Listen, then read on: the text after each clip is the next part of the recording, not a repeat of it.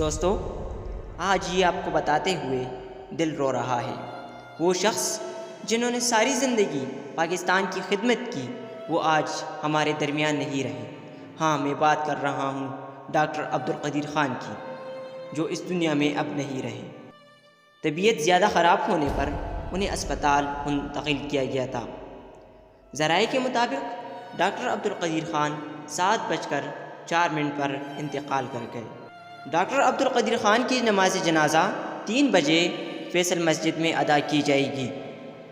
Doctor Abdul Qadeer Khan پہلے پاکستانی تھے جنہوں نے 3 بار صدارتی ایوارڈ سے نوازا گیا۔ ڈاکٹر عبدالقدیر خان نے ملک کی بہت خدمت کی۔ آج اگر پاکستان محفوظ ہے تو وہ ڈاکٹر عبدالقدیر خان کی وجہ سے۔ ڈاکٹر عبدالقدیر خان کا انتقال 86 سال کی عمر میں ہوا۔ ڈاکٹر عبدالقدیر خان 1936 میں بھوپال میں پیدا ہوئے تھے۔